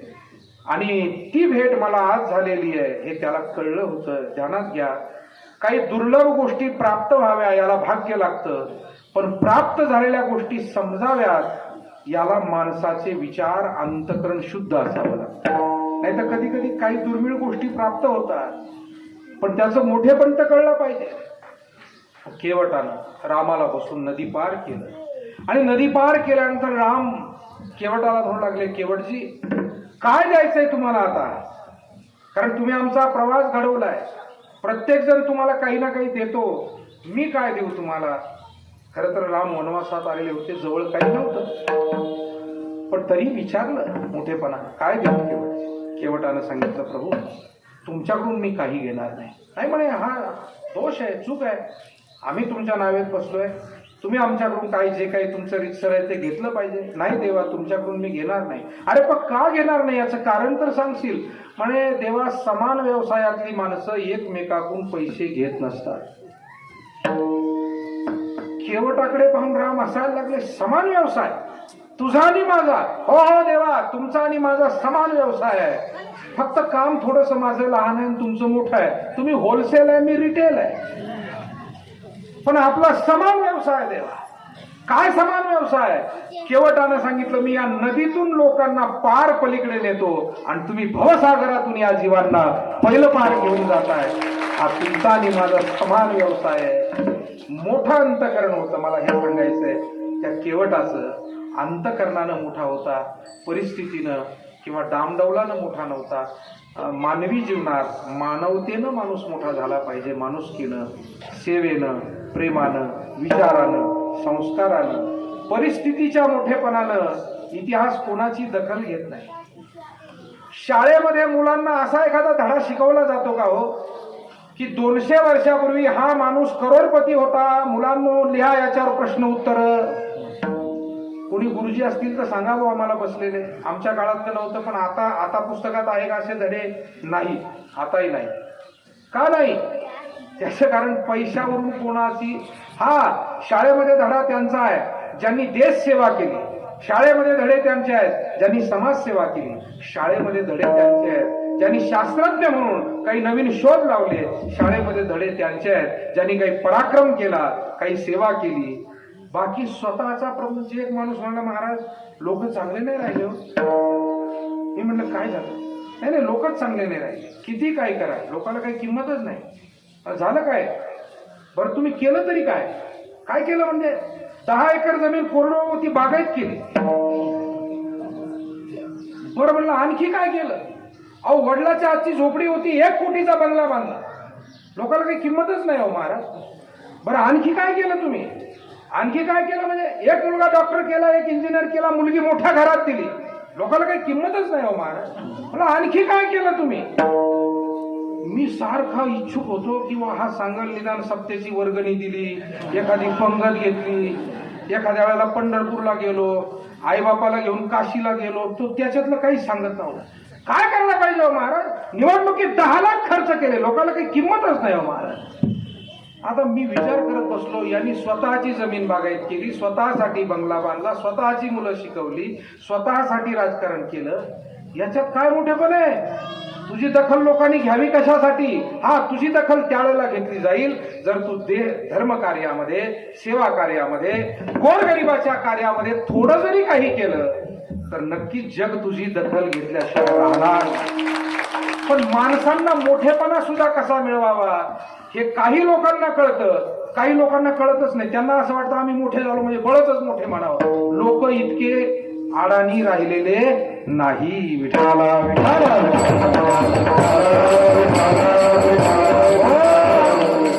गेले बाबा हा दिवस. ते कोणाच्या गाडीकडे पाहून त्याला मोठं म्हणायचं, कोणाच्या माडीकडे पाहून मोठं म्हणायचं, हे दिवस राहिले नाही.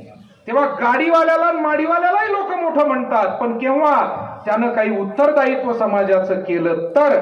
एरवी नाही, हे पक्क ध्यानात ठेवायचं. विठाला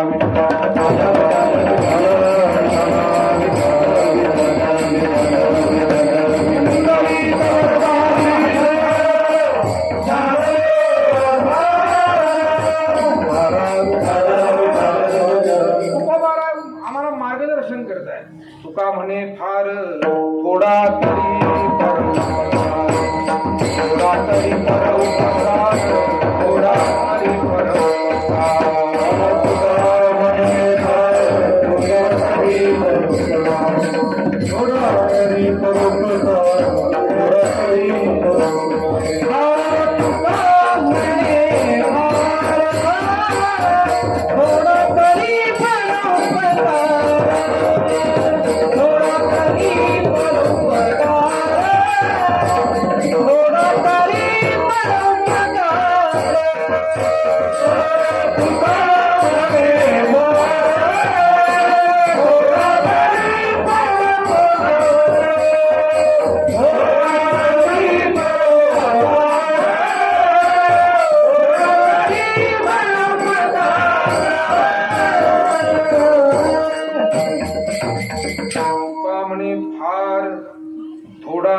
परोपकार. शिकली सवरलेली मुलं मुली कधी कधी प्रश्न विचारतात की महाराज परमार्थ म्हणजे काय, आम्ही त्यांना नम्रपणानं संतांचा विचार सांगतो की बाबांनो, तुमच्या जीवनात जो काही तुम्हाला करता येईल तो परोपकार हाच परमार्थ आहे. पर उपकार समधर्म न भाई, परपीडा सम नाही अधमाई. पुण्य परोपकार पापते परपीडा, अनिक नाही जोडा तुझा. मग काही जण विचारतात, महाराज परोपकार कसा करावा. परोपकार हा एका चौकटीत बसवता येत नाही की हा असा असा म्हणजेच परोपकार. तुम्ही जे जे काही रोज करू शकताय चालता चालता ते करणं म्हणजे परोपकार. जसं एखाद्यानं अन्नदान केलं तो परोपकार, पण तुम्ही एखाद्याला चांगलं मार्गदर्शन केलं तर हा सुद्धा काय आहे, एखाद्याला चांगला सल्ला देणं हा सुद्धा परोपकार आहे. ते एक प्रकारचं ज्ञानदान आहे. एखादा धीर सुटलेला मनुष्य आहे दुःखामध्ये, त्याला धीर देणं हा सुद्धा काय आहे, परोपकार आहे. एखाद्याला काही वस्तूची गरज आहे, त्याला त्या वस्तूची मदत करणं हा सुद्धा परोपकार आहे. म्हणून आपली जी क्षमता असेल त्या क्षमतेप्रमाणे आपण योगदान देणं हा आहे परोपकार. आणि जीवनामध्ये याच परोपकारातून माणसंही अखंड जिवंत राहतात. तेव्हा भगवंताची पूजा सुद्धा भगवान त्यांचीच पूजा घेतो की जे कुणी अशा अत्यंत पुण्य भावनेनं, सेवा भावनेनं त्याची सेवा करतात. मग भगवान शंकर शीघ्र प्रसन्न होतात. जे कुणी आजही मनोभावे त्यांची सेवा करतील त्यांची सेवा ते घेतात. भगवान शंकरच काय, भगवान राम, भगवान हनुमानजी, भगवान श्रीकृष्ण, जे जे कोणी सेवा भावनेनं त्याची सेवा करतात. बघा ना, गोकुळात सुद्धा असंच घडत होतं. काही जण त्याला बोलवीत होते पण तो त्यांच्या घरी जात नव्हता, आणि काही जण झोपले तरी बळच चोरी करत होता. याचा अर्थ जिथं पुण्य आहे तिथं तो जातोय, भलत्या ठिकाणी जाईल कसा. कारण बहुता सुकृताची जोडी म्हणून विठ्ठली आवडी. विठ्ठलाची भक्तीची आवड किंवा त्याची भेट सुद्धा पुण्याशिवाय कशी होईल. या जगामध्ये काही गोष्टी मिळवण्यासाठी काही बळ लागतं. जसं तुम्हाला प्रपंच वाढवायचं असेल तर तिथं बुद्धीचं बळ पाहिजे, द्रव्याचं बळ पाहिजे, अनेकांचं पाठबळ पाहिजे, तर प्रपंच वाढवता येतो. पण परमार्थात तुम्हाला देवभेट पाहिजे, बाकीची बळं कमी पडली तरी चालते. आता काही भक्त असे होते पहा, त्यांच्याकडे शरीराचंही बळ नव्हतं. कुर्मदास, शरीराचं बळ नव्हतं, हातपायच नाही, बळ कुठून येणार. परंतु भावबळ मात्र फार श्रेष्ठ होतं. आणि महाराजांचा एक अभंग आहे, भावबळे विष्णुदास, भावबळे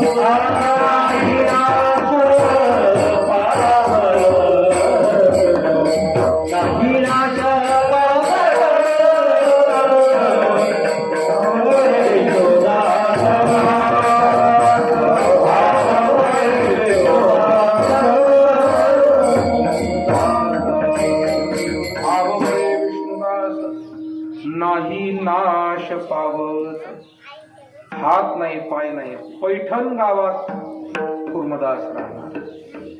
पैठण मधून दिंडी निघाली पंढरीला पांडुरंगाच्या भेटी. दिंडीमध्ये स्त्री पुरुष भाविक वारकरी सहभागी झाले. टाळ मृदंगाचा जयघोष सुरू झाला, भजन सुरू झालं, पंचपदी सुरू झाली. दिंडीला वाट लावायला भाविक लोकांची गर्दी जमली. आणि त्या सगळ्या गर्दीमध्ये एका बाजूला जमिनीवर पडलेला चौरंग झालेला शरीराचा, हातही नाही पायही नाही असा तो कुर्मदास काही भाविकांना वारकऱ्यांना आवाज देऊन म्हणू लागला, अरे बाबा हो, मलाही पांडुरंगाच्या भेटीला जायचंय. कारण हे वारकरी ज्या पांडुरंगाचं वर्णन करतायत मला त्याला भेटावंसं वाटतंय. वारकरी म्हणतायत ना, आंधळ्या पांगळ्याचा एक विठोबा दाता, प्रसवला विश्वतोची सर्व होय जाणता, घडीमोडी हेळा मात्रे पाप पुण्य संचिता, भव दुःख तुझ वाचोनी चिंता धर्मदा जागो तुझा तुझी कृपाळू राजा जानसी जीविते गा न सांगता सहजा. भगवान परमात्म्याचं वर्णन करतायत हे वारकरी. मला जायचंय अशा पांडुरंगाला भेटायला, जो दीन दुबळ्याचा कैवारी, आंधळ्या पांगळ्याचाही मायबाप, जो सर्वांना आपलं म्हणतो, सर्वांना जन्माला घालतो. कूर्मदासाला समजावून सांगितलं आपल्यासारख्या वडीलधाऱ्यांनी, बाबा तुला कसं जाता येईल रे, किती कोस चालायचंय, किती दिवस प्रवास करायचा आहे, तुला हात नाही, तुला पाय नाही, तुला चालता कसं येईल, तुला इतरांना सुद्धा नेता कसं येईल, तू नको जाऊ. पण त्याला एवढी भावना तयार झाली, इच्छा तयार झाली. आपण पाहतो आजही इच्छाशक्तीच्या जोरावर काही माणसं हे मात करतात, परिस्थितीवर मात. हात तुटलेली माणसं पायानं लिहितात, पायानं लिहितात, केवढी मोठी मात आहे. पाय तुटलेली माणसं पुन्हा कृत्रिम पाय बसून धावपटू होतात, केवढी मात आहे. डोंगरावरती चढतात, म्हणजे शरीरावर केलेली ही मात आहे. ज्याची इच्छाशक्ती चांगली आहे ना, ते या जगात अघटित गोष्टी करू शकतात. तसं कूर्मदासाने त्या काळामध्ये केलं. तो म्हणाला नाही हातपाय म्हणून काय झालं, वारकऱ्यांच्या मागे मागे लोटांगण घालीत घालीत आणि ज्या रस्त्यानं वारकरी निघाले, वाट लावायला आलेली मंडळी घरी गेली. कूर्मदास एका झाडाखाली पडला होता, रडत होता आणि तो तसाच लोटांगण घालत निघाला. काही हरकत नाही म्हणाला, जेव्हा पोहोचायचं पोहोचेल, पण पंढरीच्या दिशेनं आता मी लोटांगण घालत घालत जाणे. भगवंताने एक सांगितलेलं आहे, संतांनी विश्वास दिलेला आहे की एकतर तुमची भक्ती श्रेष्ठ असेल आणि तुम्ही अधिकार संपन्न असाल तर अंती तुम्ही देवाच्या घरी पोहोचता, अंती ते आपणा पाशी न्यावे. पण जर तुमची परिस्थिती थोडीशी देवाजवळ जाण्याची इतकी क्षमता नसेल, पण तुमचा भाव जर चांगला असेल, तर तुम्हाला अंती जवळ येण्याची तो वाट पाहत नाही, तोच तुमच्या जवळ अंतकाळाला येईल. सुखे येतो घरा. कूर्मदासाच्या चरित्रात तेच घडलं. शेवटी कूर्मदास, मी कथा लांबवत नाही, आषाढीला पोहोचू शकले नाही.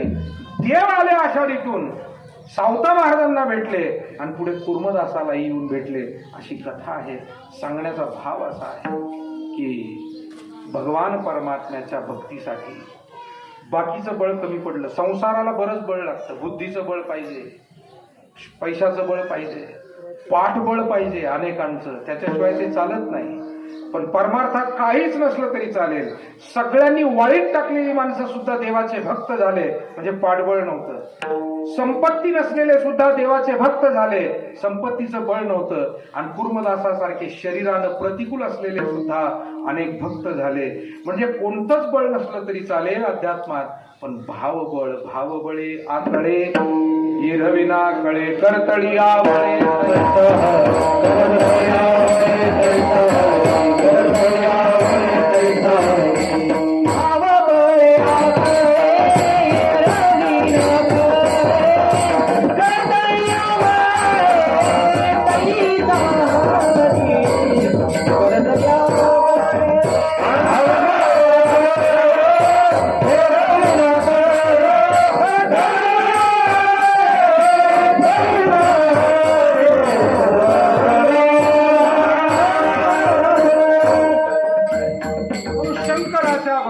असो, पांडुरंगाच्या भक्तीसाठी, भगवान श्रीकृष्णाच्या भक्तीसाठी हा भाव पाहिजे. गोपाळ गोपिकांमध्ये सुद्धा हा भाव होता. आणि ज्यांचा भाव होता, भगवान त्या भावासाठी तर गोकुळात आले होते. गोकुळ गवळीयाची ताक फिरे कोण पुरे चांगली, केवढा त्यांचा छंद देवा काय सेवा भक्ती ते. खर तर ही गाई चारणारी मुलं, दही दूध काढणारी मुलं, शेतकऱ्याचा अवतार म्हटलं की शेतकरी हा सामान्यच अवतारात असतो.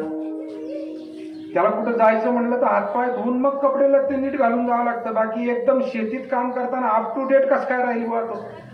अप टू डेट नाही राहत आहे. कुठं चिखल आहे, कुठं माती आहे, ऊन आहे, वारा आहे, घाम आहे, अप टू डेट कसं काय राहील? काही माणसं मोठे मोगमच झाले हल्ली सोयरिकी पाहणारे. म्हणजे आम्ही त्यांच्या घरी गेलो पण कपडेच नीट नव्हते त्या पाहुण्याच्या अंगात. याचा अर्थ तुला सोयरा कळलाच नाही दादा. कपड्यावरून तू सोयऱ्याला नाकारतोय, याचा अर्थ तुझं लक्ष फक्त कपड्यावरच आहे. बरं झालं तू नाही केलं ते सोयरी, कारण तू नाही किंवा फसला असता, कारण तू फक्त कपडे दाखवणार आहे. विठाला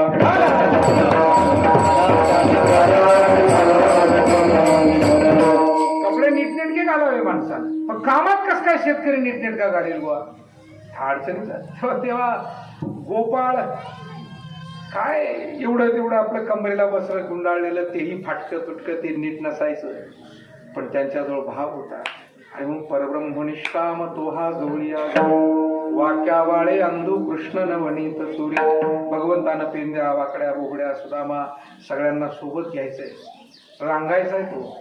आणि गवळणींच्या मनातला भक्तिभाव म्हणजेच ते दही दूध लोणी, ते स्वीकारण्यासाठी तो घरी. ही चोरी म्हणजे काही जगातल्या चोरीसारखी चोरी नाही बरं का. भक्तिभाव हेच नवनीत आहे, आणि ते स्वीकारण्यासाठी तो घरोघरी जातोय. पण कोणत्या घरी?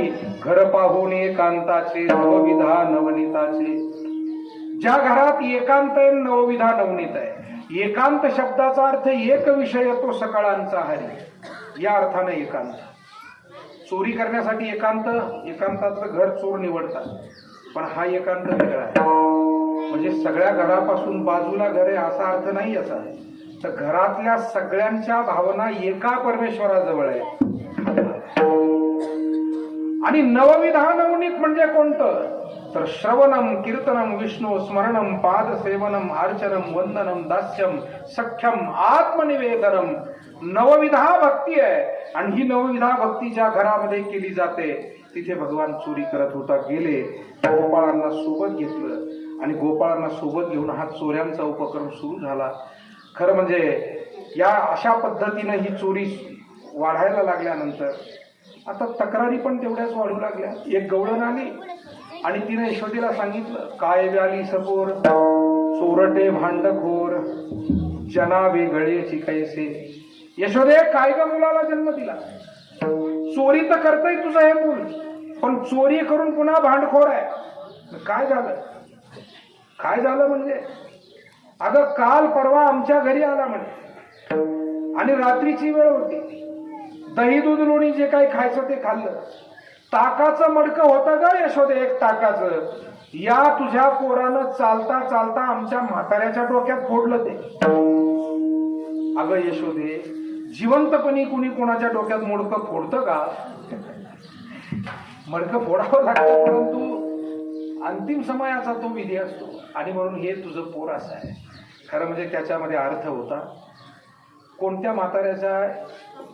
जे काल्याच्या कीर्तनाला आले, जे देवधर्माला जातात, अशा म्हाताऱ्याच्या डोक्यात नाही फोडलं बरं का ते मडकं. तर तो असा म्हातारा होता, म्हातारपण झालं तरी राखणच करीत होता सारखं, बरोबर, दुसरं कामच करीत नव्हता. काय मंदिरात जात नव्हता, कधी गावातल्या अमृतेश्वराच्या किंवा मारुतीच्या दर्शनाला जात नव्हता, कधी पारायणाला बसत नव्हता, भजन पूजनाचा त्याचा काही संबंध नव्हता, दान धर्माचा त्या म्हाताऱ्याचा काही संबंध नव्हता. पोरांना सुद्धा असा ताकीदमध्ये ठेवलेला होता तो, आणि स्वतः काही देवधर्म करत नव्हता, कोणालाच घरच्यांना करू देत नव्हता. त्या म्हाताऱ्याच्या डोक्यात फोडलं, म्हणजे त्याला सावध केलं. गेले टळले प्रहर तीन, काय निज सुरा निज सियाजून, जागे होनी करा काही दान, नका ऐकोनी झाकू लोचन गा. बाबा रे, अरे तुझे 3 प्रहर गेले, म्हणजे तरुणपण गेलं, बालपण गेलं, तरुणपण गेलं, प्रौढपण गेलंय, आणि आता तू म्हातारपणाच्या उंबरठ्यावर आहे. अजूनही तू कीर्तन भजनाला जात नाही, पुण्य परोपकार करत नाही, नामस्मरण करत नाही, माळेचा जप करत नाही, सकाळची देवपूजा करत नाही, काहीच करत नाही. मग हे मृत्यू आल्यानंतर तू पुन्हा कधी करशील? तेव्हा श्रीकृष्णाच्या खोड्या या उद्बोधक होत्या. प्रत्येक खुडीमध्ये काही ना काही अर्थ भरलेला होता. पण खुड्या वाढत गेल्या. यशोदामाईकडे तक्रारी वाढल्या. यशोदामाईनं सांगितलं, उद्या जाई तू राना, सवे घेऊन गोधना. आनंद झाला. सर्व गायी गोपाळ सोबत घेतलेले आहेत, आणि या सर्वांना घेऊन भगवान परमात्मा गायी चारण्यासाठी आता वनामध्ये गेलेला आहे. आणि त्या ठिकाणी गायी चरतायत, आणि गायी चरत असताना गोपाळांनी आता एकत्र जमून काय करायचंय, तर म्हणाले आपण खेळ खेळूया. बघा, जगाचा मायबाप परमात्मा आहे, पण मुलांमध्ये आला तर तोही थोडासा मुलांसारखा होतो. आयुष्य जर सुखी करायचं असेल तर आयुष्यामध्ये लवचिकता फार गरजेची. हा शब्द ध्यानात. आपल्यामध्ये अनेक माणसं आहे की जे लवचिक आयुष्य जगतात, त्याच्यामुळे ते सुखी आहेत. म्हणजे ज्यांना पाहुण्यांमध्ये पाहुण्यासारखं होता येतं, भावकीमध्ये भावकीसारखं होता येतं, अधिकारामध्ये अधिकारासारखं बोलता येतं. नाही तर काही माणसं एकाच भूमिकेत म्हणजे ते लवचिक होतच नाही. म्हणजे एखादा माणूस जर श्रीमंत असेल आणि जरा मानपानाचा असेल तर त्याचा मानपान तो प्रत्येक ठिकाणी घेऊन जातो. तो मोकळेपणानं कोणाशी बोलत नाही.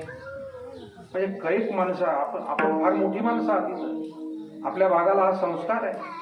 काही ठिकाणी काही माणसं कीर्तनात ते म्हणतात बसायचं कसं काय बाबा मांडी घालून. म्हणजे त्यांना वारकऱ्यामध्ये वारकरी होता येत नाही. दिंडीला कसं काय यायचं बाबा, ते आंघोळ कुठं करायची, ते आमकं कुठं करायचं, ते तमकं कुठं करायचं. याचा अर्थ तो माणूस स्वतःच्या मानपानातच गुंतलेला आहे.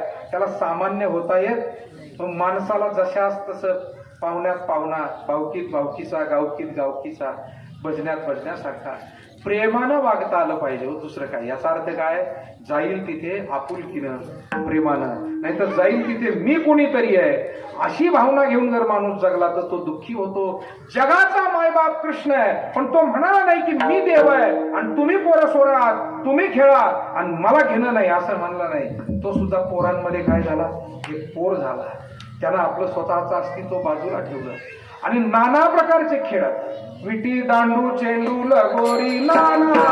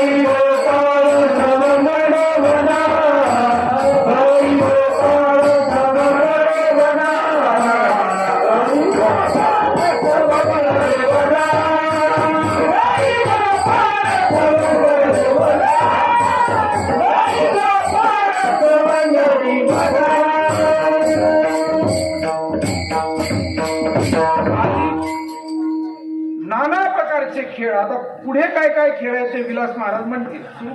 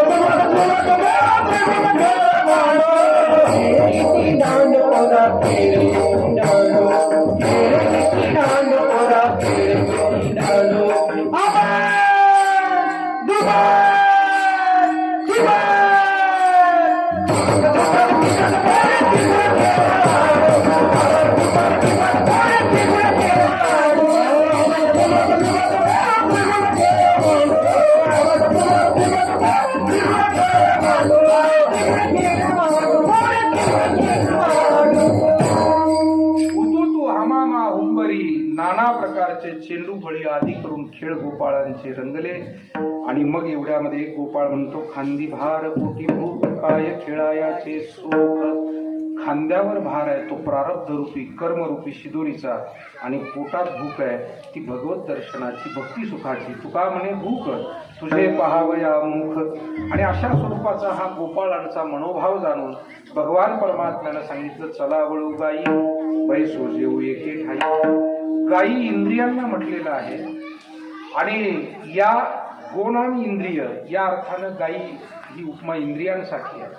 आणि म्हणून इंद्रिय अंतर्मुख केल्याशिवाय काल्याचा प्रसाद मिळत नाही. साधं 10 मिनिटाची आरती जर आपण मंदिरात करत असू तर त्यावेळेला आपली अंतकरण वृत्ती इंद्रिय हे एकत्र झाले पाहिजे, तरच आपल्याला त्या आरतीचा आनंद मिळतो. मन बुद्धी चित्त शरीर कान वाचा मन सगळं एकत्र झालं पाहिजे. नाहीतर मग आरती चाललेली आहे ना आपल्या मनात दुसरंच काहीतरी चाललं तर त्या आरतीचा लाभ समाधान आपल्याला मिळणार नाही. म्हणून कीर्तन असो पारायण असो भजन असो नामस्मरण असो आपण एक अभ्यास सतत केला पाहिजे. सगळ्यांनी आपण केला पाहिजे. आपण उगी नुसतं आपलं वरवर नको, हे सगळं अभ्यासानं करा. आपलं मन एकाग्र होत आहे का हे आपण मनाकडे लक्ष द्यावं. जसं गायीची वळती हाकावी लागते ना, लक्ष ठेवावं लागतं. तो गुराखी काय करतो, गायीवर लक्ष ठेवतो, इकडे तिकडे कुठे जाते की काय. तसं या मनाकडे अंतःकरणाकडे सुद्धा साधकानं लक्ष ठेवावं आणि हळूहळू त्याला एक संस्कार द्यावा, एकाग्र होण्याचा संस्कार द्यावा. आणि म्हणून भगवंतानं गोपाळांना सांगितलं, गोपाळ म्हणजे देवा आमच्या हातात नाही रे, आम्ही दुबळे आहोत. या गायींची वळती पंचकर्मेंद्रिय पंचज्ञानेंद्रिय आणि 11वं मन या सगळ्या गायी आहेत. बाकीच्या गायीचं ठीक आहे, पण ही मनरूपी गाय मात्र आम्हाला आकळत नाही. मग तुका म्हणे तू राखरे म्हणरी येर त्या आम्ही मग वळू. गायींची वळती हाकून आणली भगवंताच्या सहकार्यानं. आणि मग काल्याचा प्रसाद द्यायचा आहे त्यावेळेला सर्वांची शिदोरी एकत्र केली आणि हा जगप्रसिद्ध काल्याचा प्रसाद. कारण भगवान श्रीकृष्ण परमात्मा 5000 वर्षापूर्वी यमुनेच्या वाळवंटामध्ये जो प्रसाद देत होते, काल्याचा प्रसाद, तो भेदभाव रहित प्रसाद होता. त्याही काळामध्ये गरीब श्रीमंतीच्या नात्यानं लोक भेदभाव मानत होते, उंच नीचतेच्या मानानं भेदभाव मानत होते. भगवंतानं मात्र गोपाळ कोण कोणत्या जातीचा परिस्थितीचा हे पाहिला नाही, सर्वांना एकत्र केलं, सर्वांची शिदोरीही घेतली आणि सर्वांना आपल्या हातानं तो प्रसाद दिला. तुका म्हणे काला ओढे अभेद देखिला. महाराजांच्या दृष्टीनं हा काला किती महत्वाचा आहे तर तुका म्हणे काला वैकुंठी दुर्लभ. वैकुंठात नाहीये, वैकुंठी तो ऐसे नाही कवळ काही कालाची. हा काला वैकुंठात नाही, स्वर्गात नाही, कारण काला देण्यासाठी देव लागतो, भक्तही लागतो. वैकुंठात देव आहे पण भक्ती करणारा भक्त, कारण भक्ती ज्याला आवडते तो तर मृत्यू लोकात असतो. आणि म्हणून काला हा मृत्यू लोकातच होतो. भक्त आणि भगवंताच्या भेटीतून तो होतो. आणि म्हणून काल्याचा प्रसाद हा दुर्लभ आहे. किती दुर्लभ होता म्हणाले, तो नाम साधनेनं भक्ती साधनेनं आम्हाला मिळाला आहे, तो सहज मिळालेला नाही. काही दुर्लभ गोष्टी असतात ना त्याच्यासाठी जसं कलेक्टर व्हायचंय, कलेक्टर व्हायचं म्हणजे एकदम थोडेसे प्रयत्न केले आणि झाला असं आहे का. जी मुलं मुली आपल्या सामान्य शेतकऱ्याच्या कुटुंबातून जाऊन सुद्धा कलेक्टर काय तहसीलदार काय वेगवेगळे अधिकारी पदावर गेलेत, मोठमोठे शास्त्रज्ञ झालेत, पण हे सुद्धा तपस्वी लोक आहेत. ध्यानात घ्या, हे जे मुलं मुली आहेत ते त्यांच्या अभ्यासाशी इतके प्रामाणिक आणि एकाग्र राहिले, एक प्रकारची त्यांनी तपश्चर्या केली तेव्हा त्या पदावर ते आरूढ झाले. हे काही सोपी गोष्ट आहे. आपल्या ज्ञानेश्वरी गाथेपेक्षाही मोठमोठे ग्रंथ त्यांना 6 महिन्यात अभ्यासून पूर्ण करावे लागतात. पुन्हा दुसरे डॉक्टर होणं काय, हे होणं काय, हे काही सोप्या गोष्टी नाही. तर त्याही मंडळींचा आपण आदर ठेवला पाहिजे. त्यांच्या बुद्धीचा अभिमान किंवा त्यांच्या त्या मोठेपणाचा अभिमान आपल्याला असला पाहिजे. विठाला